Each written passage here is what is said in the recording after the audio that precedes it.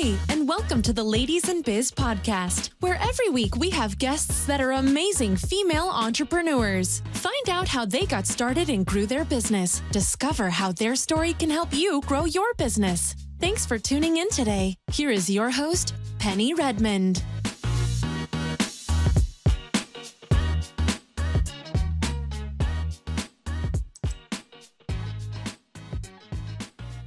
Hi, everyone. Welcome to Ladies in Biz. We've got another amazing guest today, and she's going to give us all kinds of information. Hi, Randi. How are you doing? I'm great. How are you? Thanks for having me, Penny. Oh, you're welcome. This is morning. We were just talking about how dreary it is here, but as true Canadians, we talk about the weather, right?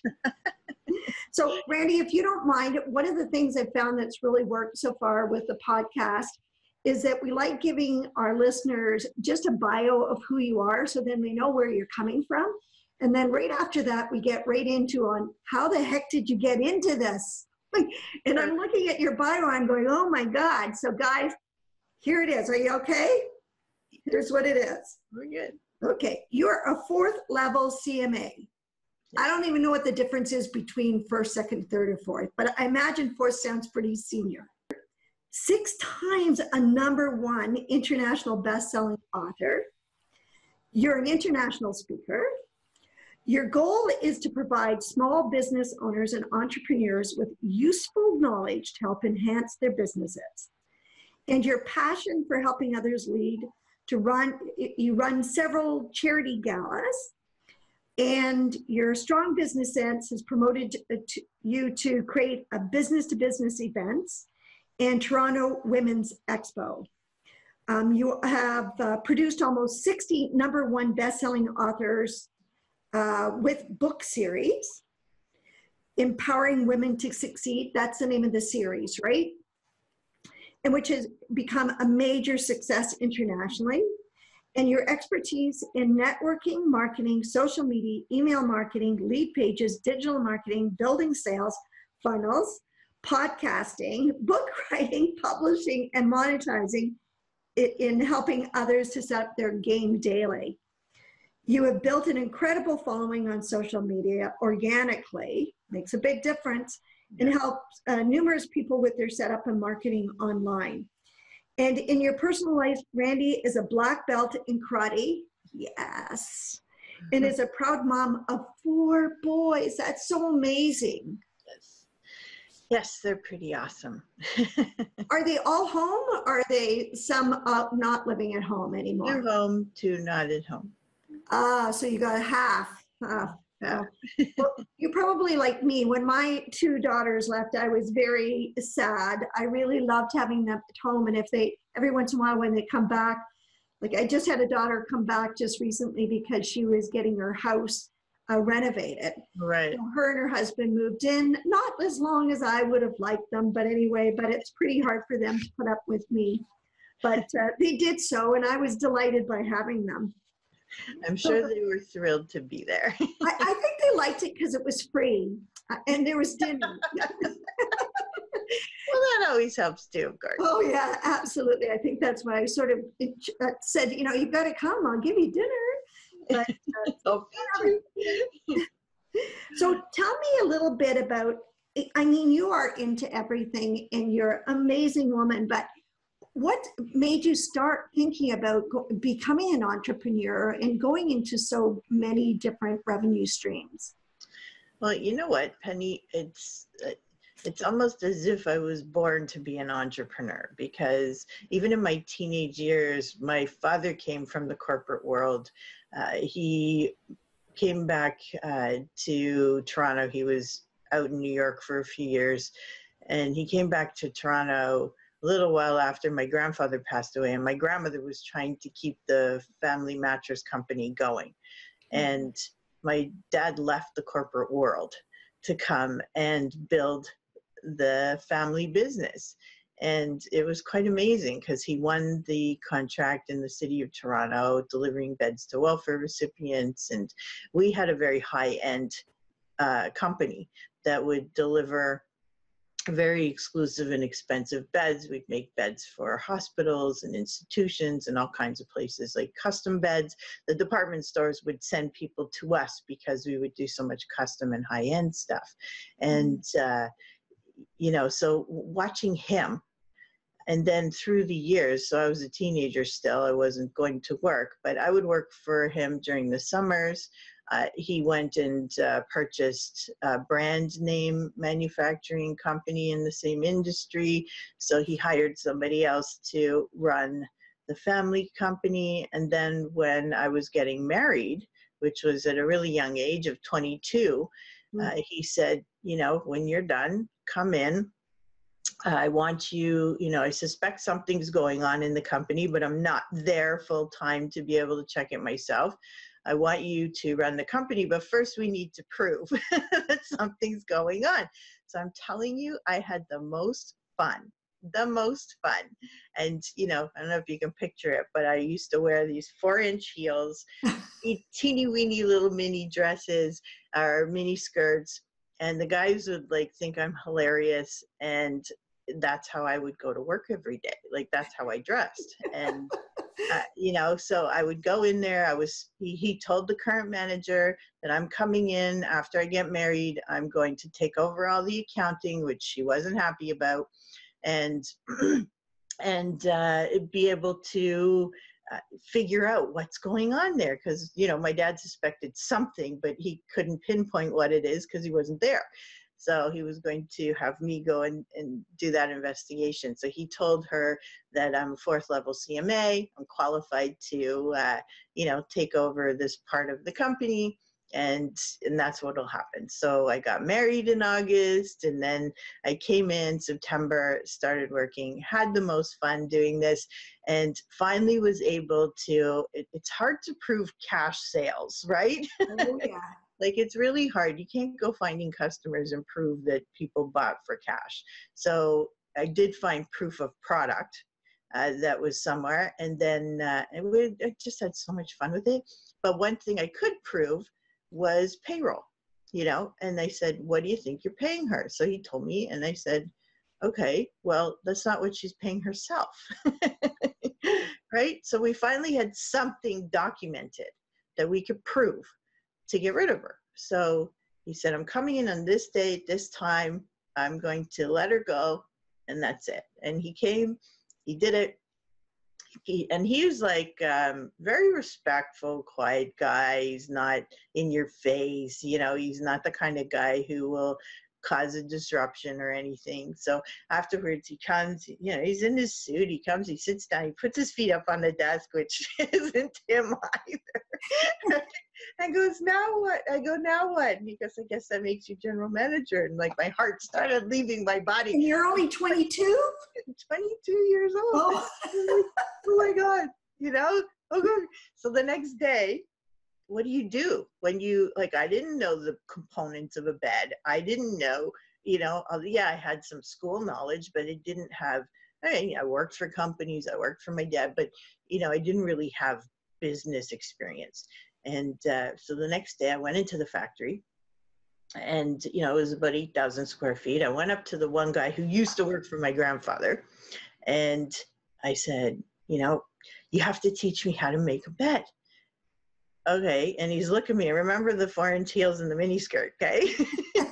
And he's me up and down, and he's going, I go, you got to show me how to make a bed. And he goes, even this machine?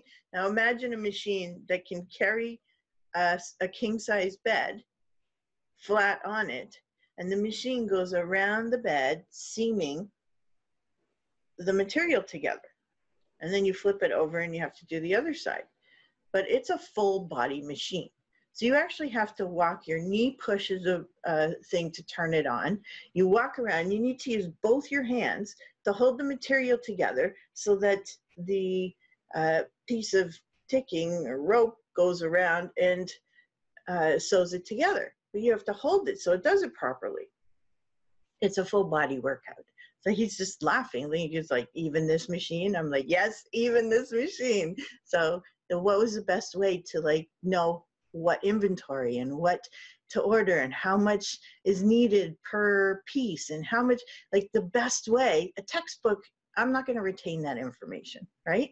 The best way is go out and do it, right? Just get out there, learn it, do it hands-on. It's the fastest way to learn anything. So I had an amazing time with that, loved it. And really that was my first real grasp, like hands-on for me, to fall in love with entrepreneurship. And, you know, I had worked at jobs for other companies and whatnot, you know, even part-time or summer times as a teenager. And, you know, you always have your own way and your own thinking, and, you know, whether you want to be told what to do, not want to be told what to do.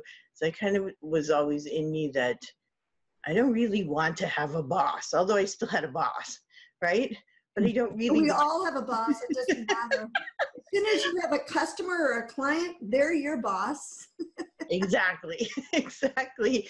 But I want to do things on my own. And then when the kids came around, it was like, I want to be able to take them to school. I want to be able to volunteer. I want to be able to pick them up. I want to be there for them. I want to take them to classes. So, you know, it just ends up that you figure out what you can do as an entrepreneur, as opposed to having to go and get that 9-to-5 job where now you're building someone else's dream.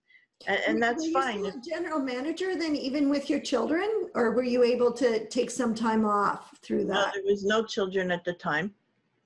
So I didn't have children. We didn't have children for quite a few years when we started, thank goodness, because we were having way too much fun.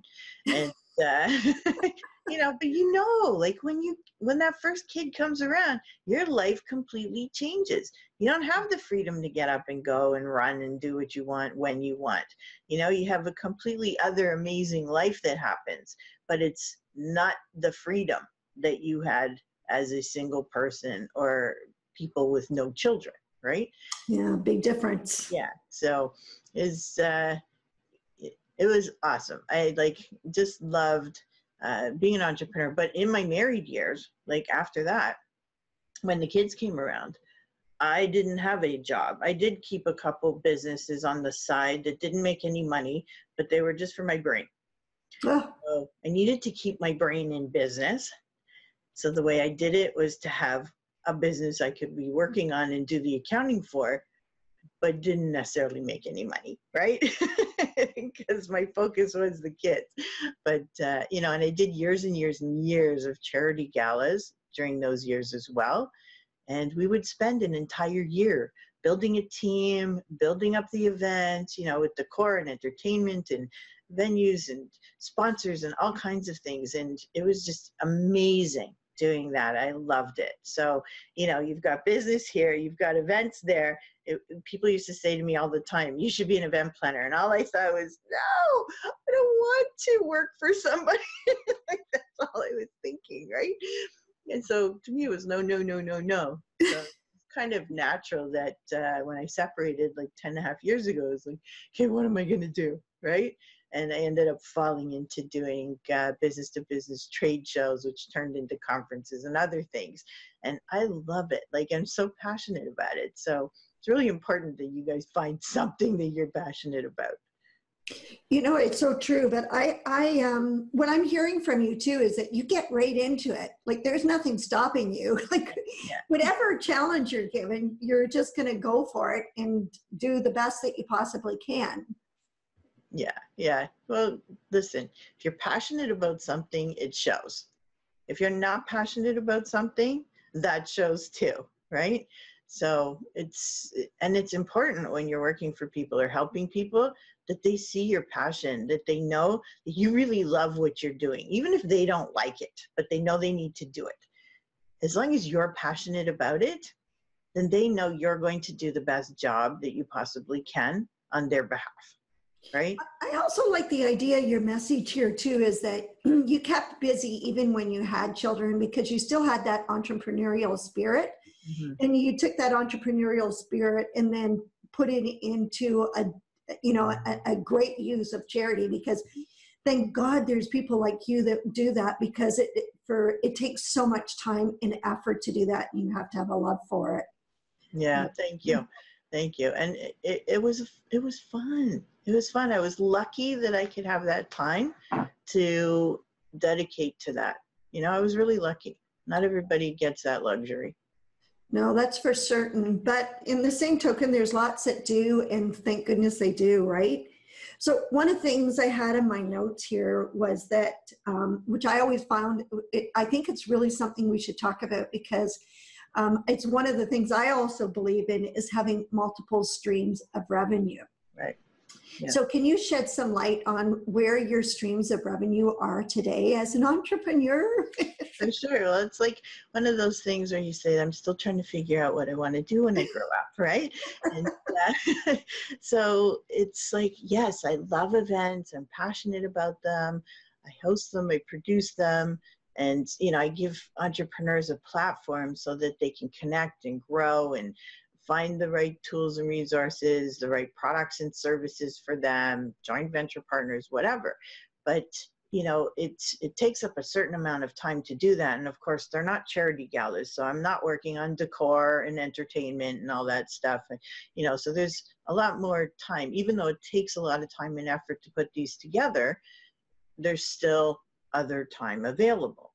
And so, you know, when I was working with my business partner that I'm not working with anymore, we actually introduced doing the book series. And it was like, and it's so funny because I'm not a writer. I don't like writing. English was my worst subject in school, although I still got A's because I worked my tush off. But it wasn't my favorite subject by any means. I would avoid it at all costs. Math and science were it. Like, you know, 4th level CMA, which means that I wasn't done with the CMA. There's 5 levels. So I didn't finish the last 3 courses, but, you know. That's still pretty up there. But it's just good information for me, right?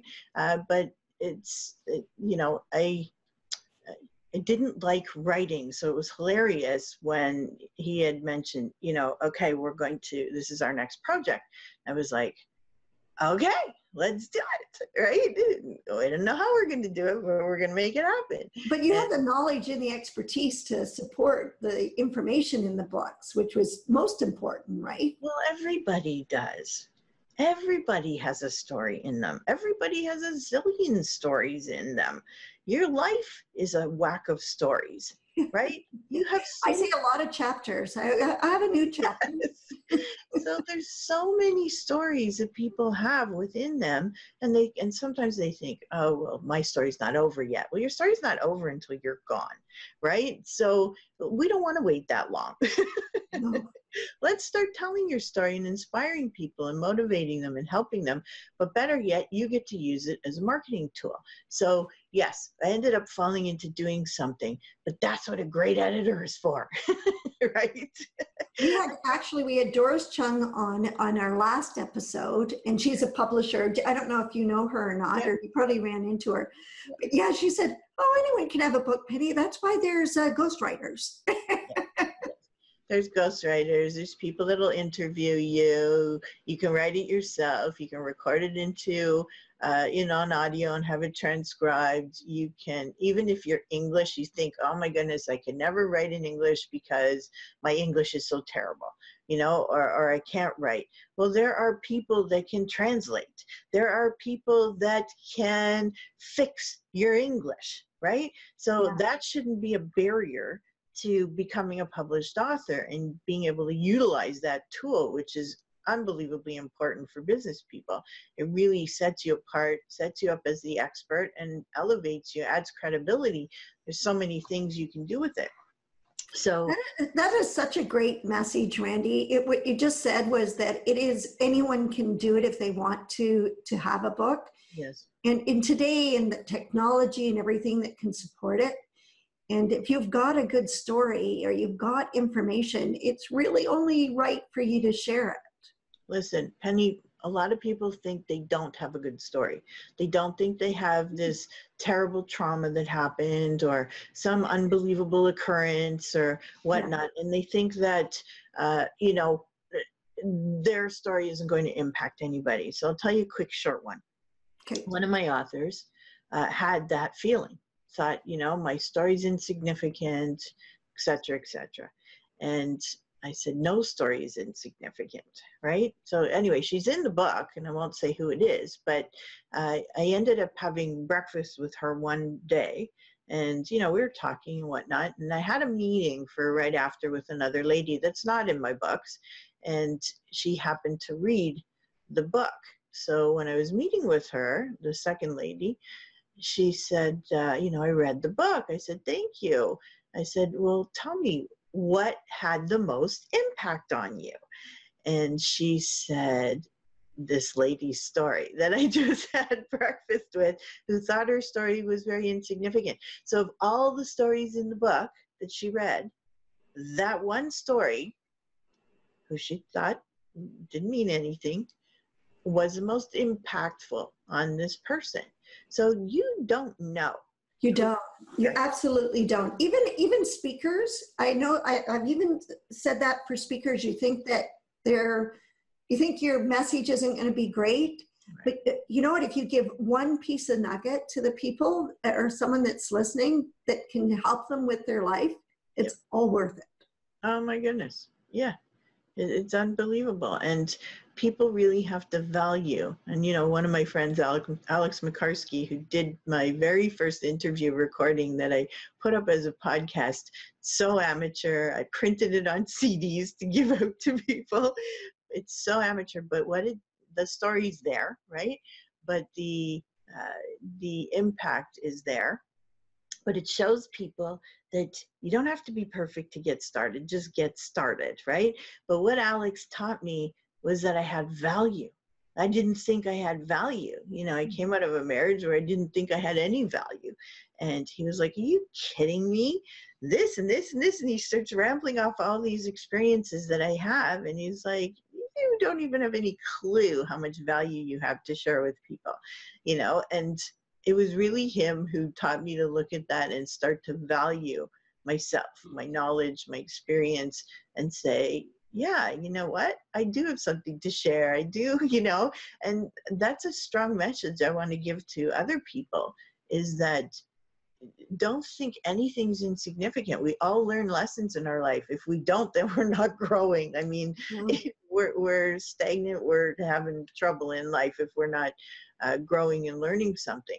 So everybody has lessons. Everybody has something that inspired them or motivated them, or you had some kind of impact on them. Those are stories. You don't have to have this terrible trauma happen to you to have an impact on other people, to resonate with other people.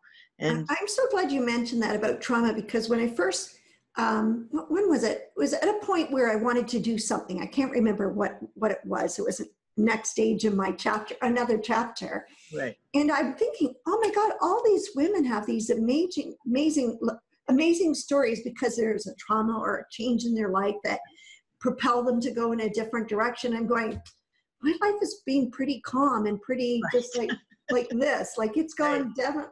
And I'm not complaining or anything, but I'm thinking, what would be so fascinating about me? And I'm like you. I think one person, I had a conversation with them that knew me, a couple of friends.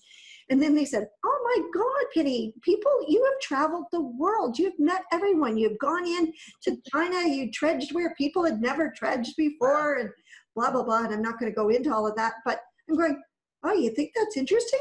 They said, oh no, all our friends want to hear about what you're doing. They always ask, you know, what are you doing? Where are you now? What country are you in? I'm like, really? You think that's interesting? Because I'm working. Yeah, but you know, you're looking at your own life and going, okay, nothing really horrible happened to me. And you're thinking that's insignificant. But there's tons of experiences you have and things that you've done in your life that people can benefit from hearing about, right? Oh, for sure. It's it's amazing. So having the book compilation is another stream of income.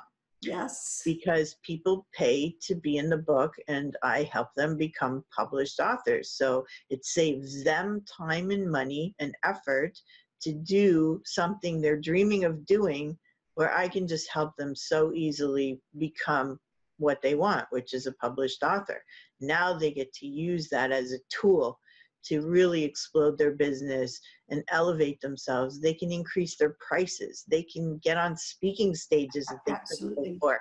They can get deals with organizations and other entrepreneurs that they wouldn't be able to have done prior to being a published author. I mean, I can go on and on and on with all the benefits, but there's just so much, you know, and the impact that a book will have on you, whether you write your own or whether you're part of a compilation, it doesn't matter. Just have something that you published, right? I so agree with you. Like, you know, it's work. It can be work, but if you have people like yourself to help you, then it really lessens that load. So there is hardly, you know, any reason why you should be holding back on something like that. No reason. No, I actually did a tiny book. I call it the tiny book because it's only 65 pages and it's 25 great habits about working in your home office. And it was the experiences I've had for 14 years working out of my home office as a consultant. Okay. And I literally share every bad thing I've ever done. Yeah, it was easy to write because it was like, yeah, I do this, that's bad. Yeah, I do this, that's bad. Anyway, congratulations, that's awesome. Oh well, it's collecting dust, but I'm going to bring it out and actually add some more stuff to it. And but this time I'm going to get some professional help. Well, that's one advice I would give everybody is you absolutely have to hire an editor. And I don't care if you think you're a journalist and English was your major and you're the best writer in the whole wide world. You need another set of eyes to look at what you've written and just make sure the flow's there, that, you know, the flow of the book, the flow of the sentences, the flow of your story, the flow or your grammar. I mean, sometimes we can look at something so many times and we just don't see the error that's staring us in the face because we've looked at it too much.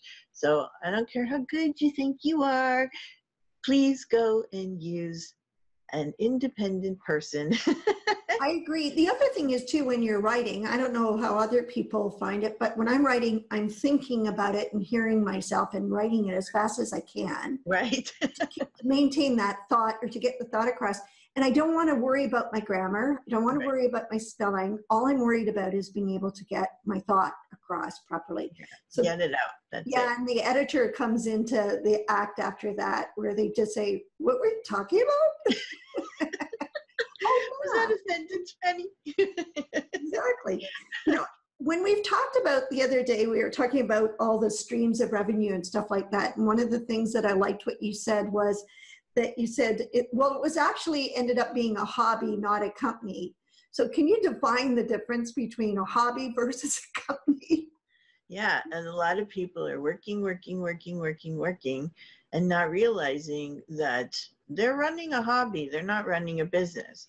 So a real business is something that can work itself. It'll run itself even if you're not there. So everything's documented. You have a team in place. You don't have to be there. It's going to continue running. That's a real business. But with entrepreneurs, we don't have that luxury, right? So you, as you're building to become your real business, if that's what you want, it can still be your business, right?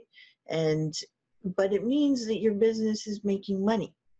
It means that your focus is not only doing the product or service that you're doing, but you're earning a living from it, that you're earning an income from it. It's not just, oh, I'm having fun and I'm getting all this mental income.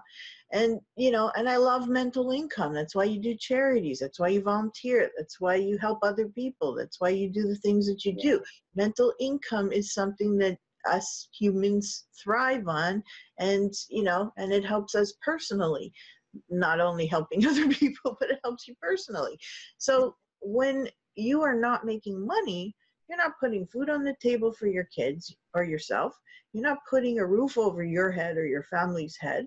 And you're not being able to go on vacations that you want to go on. You're not being able to buy the things that you want to buy or put clothing on yourself or your children or whatnot. We need money, and it's not a greedy thing. It's not, if you have a bad relationship with money, there is help for that, and get the help, because it's super important.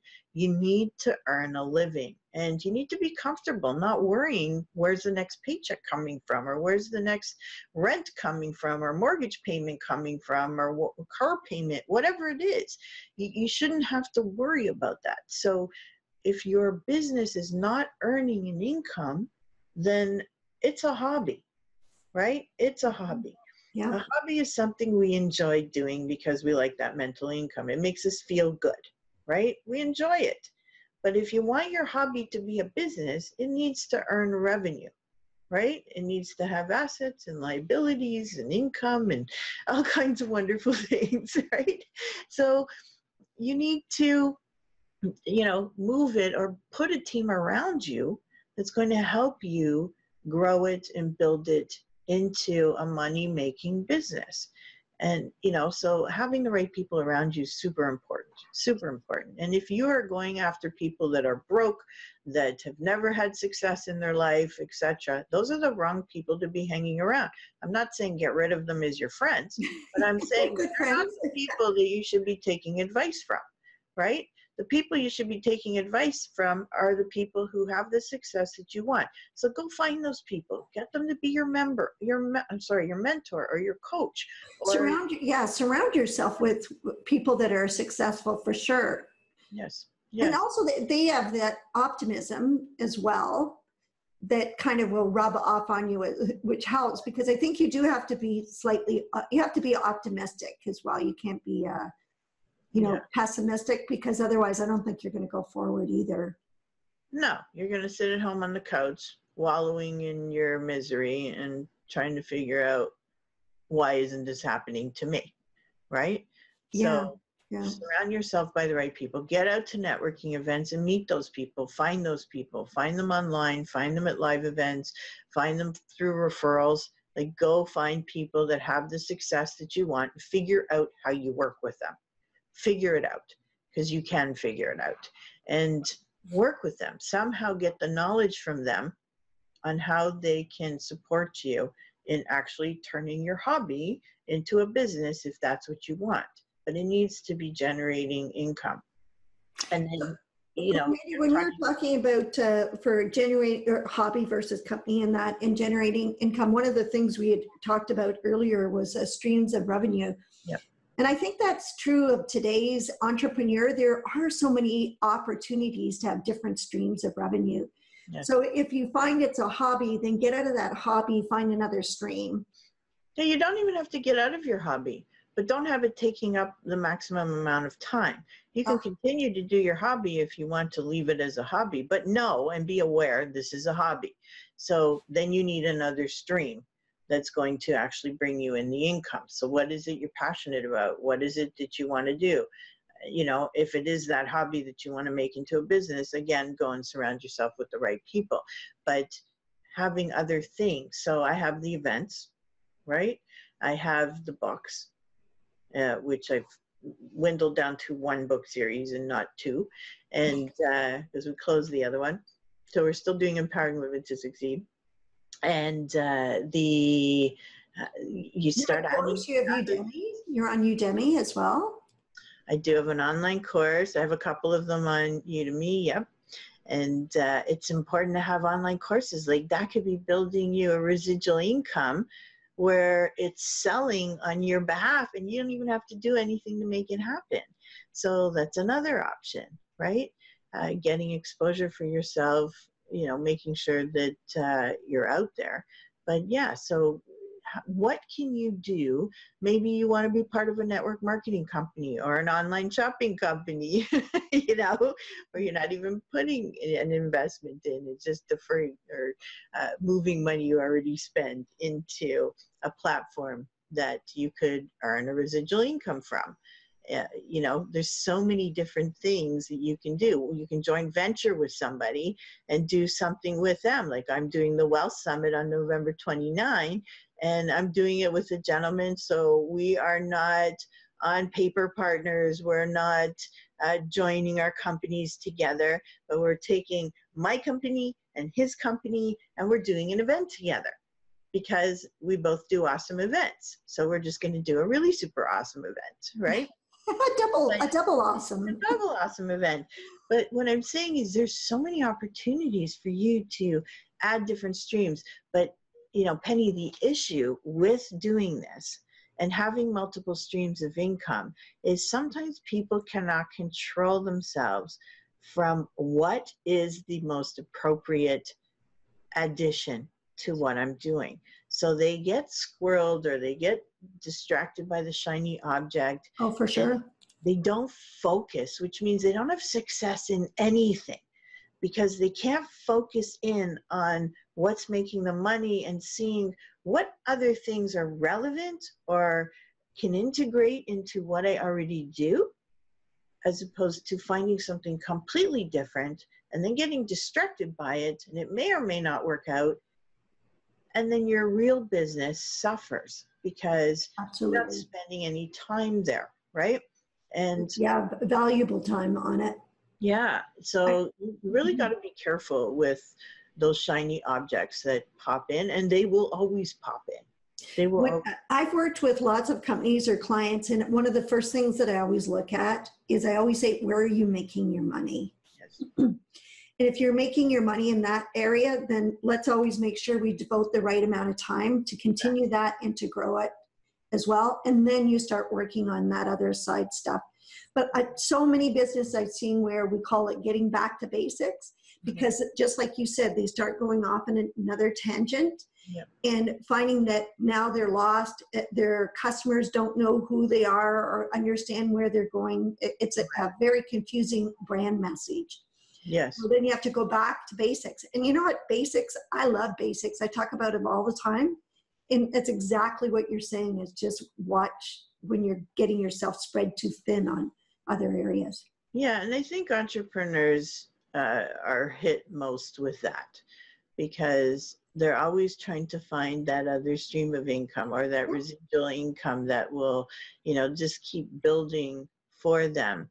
And you really get, because you get approached, especially if you're networking, you get approached by a lot of things, And running events, you can imagine how many times I get approached to do different things. You can't say yes to everything. I mean, at some point, it's probably the biggest message I learned back in 2011 when I hired a coach. The biggest thing I learned was to say no. Yeah, you hear that all the time. You just get spread too thin. Yeah, it was hard. So we're running out of time. So, but I always love asking this one question for all our guests is that do you have a message, you know, that you want to make sure that you give to everyone? If they were an entrepreneur, what is that message you want to give to them? If you really want your business to succeed, you need to surround yourself by the right people. Have the right mentors, the right coaches, so that they can fast track you to your success because they've done it already. You don't have to spend all the time and research trying to figure it out. Go seek out those people and build your team so that you can build it super quick. Don't get distracted by things that have nothing to do with your goals and your dreams. They don't fit in to what you're already doing or what your mission is. Then you need to learn to say no and really hone in and focus. And then make sure you dedicate time to yourself, to your family, to your hobbies, to things you enjoy doing. If you go to the gym or whatever it is, a sport, if you do that, make sure you dedicate time to those things and not just be in your business. Because then you have no life. What are you doing this for? You really have to question it. So one of the other things that I like doing at the very end of the show is because I know that a lot of our listeners will really connect with you and they'll want to know where else they can find you. Or if you've mentioned an event already, so which is good. So you might want to reiterate that. And also I think you've got a retreat coming as well that you might want to talk about a little bit. And then we'll do some links at the bottom of the show notes on also where you can connect with you as well. Thank you. Well, I will be posting some smaller local retreats soon on my website, which is randigoodman.ca. So randigoodman.ca. You can find any events there on that page. We do have the Wealth Summit coming up on November 29th in Richmond Hill, Toronto GTA area. You can find all the information there at wealthsummit.ca, wealthsummit.ca. And I look forward to having you guys. Thank you so much, Penny, for having me on. Well, I'm just glad you said yes to us, because I think the message that you've given to entrepreneurs that are listening is just invaluable. And I really appreciate you taking the time out of your multi-stream revenue companies to explain to us how it all works and how you put it together to be happy and successful. Well, I'm just so honored to be here. So thank you so much for having me, Penny. Thank you. Bye. Thanks for listening to The Ladies in Biz. Send us your comments on ladiesinbiz.com. We would like to hear from you.